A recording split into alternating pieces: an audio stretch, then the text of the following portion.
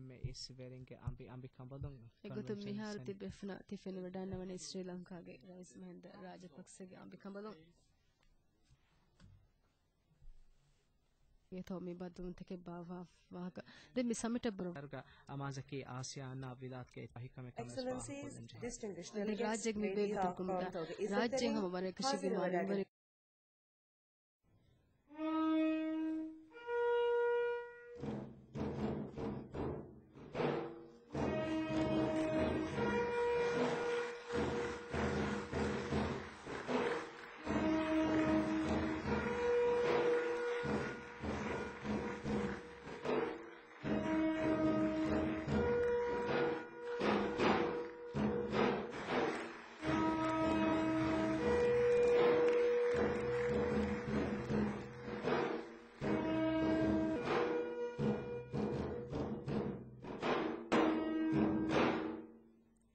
the Prime Minister.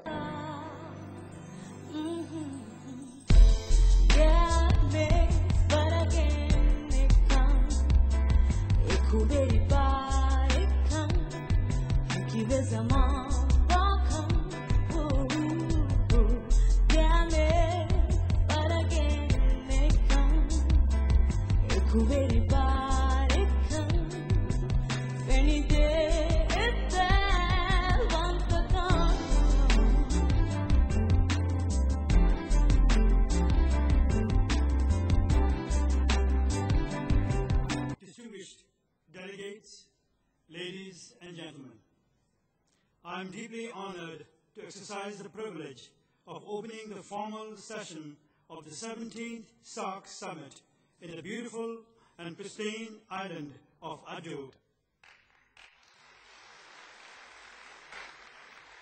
In the Maldives, we pride ourselves on welcoming people to our country. I hope that everything is to your satisfaction and that everyone here enjoys their time in the Maldives. Your Excellencies, ladies and gentlemen, I for the forthcoming year.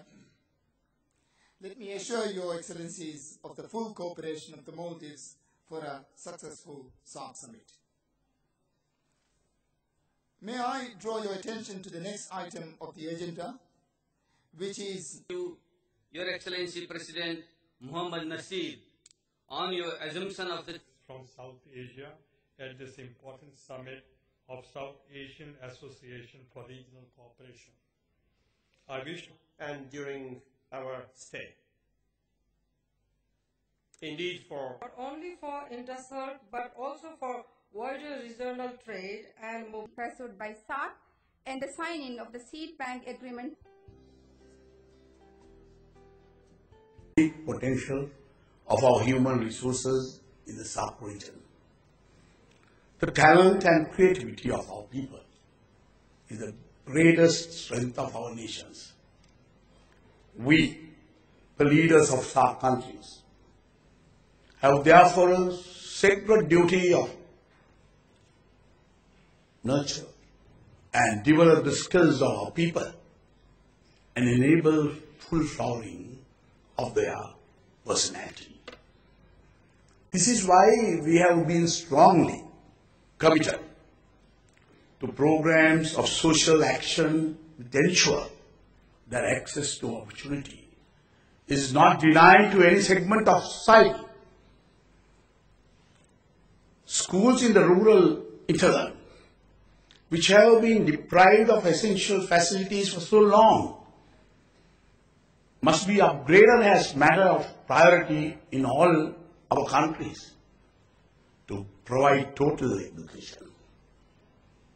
This is necessary to enable our school children to live a full life and take their place with their heads held high as worthy citizens of the future.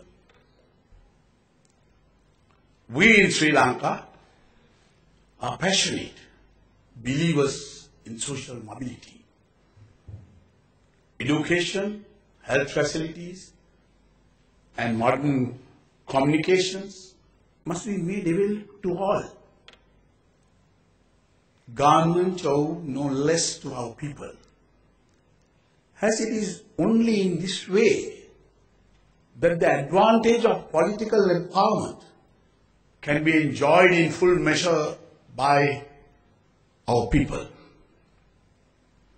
Ignorance, disease, and poverty are the common enemies of all our nations. Common approaches to combating these evils must go to the root of initiatives by our governments at this time. Social equity must go hand in hand with economic progress. One of our deepest convictions is that economic progress comes alive in the everyday experience of our people only if it is manifested in better infrastructure.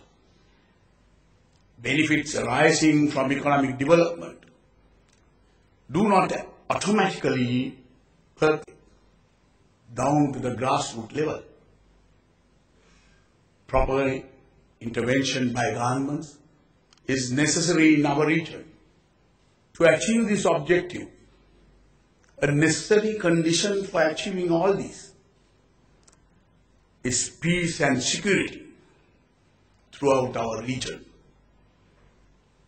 Another of our convictions is that in formulating policies for the well-being of the people of SARRC, we need to recognize that there is no size that fits everyone. The values nurtured by our civilizations represent an essential part of the legacy we inherit and cherish. We will no one in the pride will legitimately feel in the achievements of our ancestors and what they believed in. Whether in regard to food and energy security, the preservation of the environment, or protection of our societies against the consequences of terrorism, the challenges we face within SARRC are certainly formidable. However, we are sustained by a reservoir of insights and experience that equip us for this task. Our own cultural traditions and the aspiration and beliefs which have been handed down from generation to generation must be the basis of the solutions we evolve to the issues confronting our nations, and not solutions imported into our societies. Sustainability is a hallmark of homegrown solutions. Approaches to development which SARRC nations follow have another feature in common. That is, we have consistently refused to measure development solely in terms of money or money's worth. The people we represent are worthy of more wholesome yardstick of development. Deep-rooted spiritual convictions are an essential part of our lives